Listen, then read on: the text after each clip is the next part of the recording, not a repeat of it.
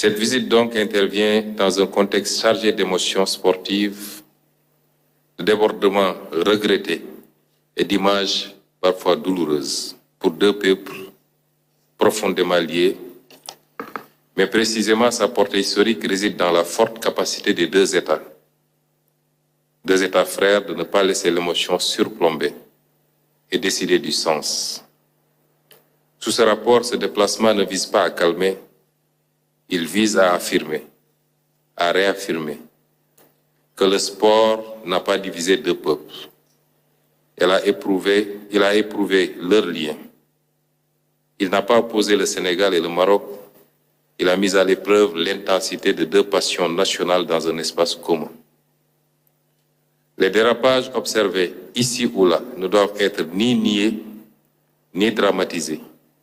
Ils doivent être requalifiés comme des excès émotionnels produits par la ferveur et non comme des fractures politiques ou culturelles. Car le sport, si passionnant et si passionné soit-il, est trop fluide à résumer les relations entre les deux nations, comme vous l'avez rappelé tantôt, Monsieur le Premier ministre, et entre les deux États.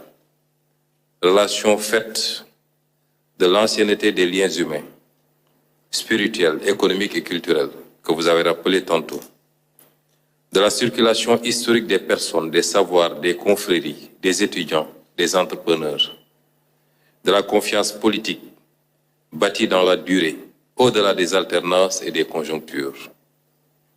Un lien entre État et peuple qui survit aux événements parce qu'il est enraciné dans l'histoire partagée.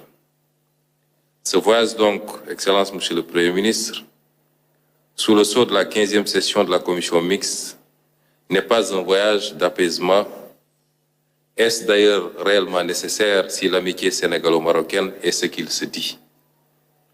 C'est un voyage de confirmation, de dépassement et de refondation du lien à la hauteur de deux nations qui se respectent, se reconnaissent et se projettent ensemble.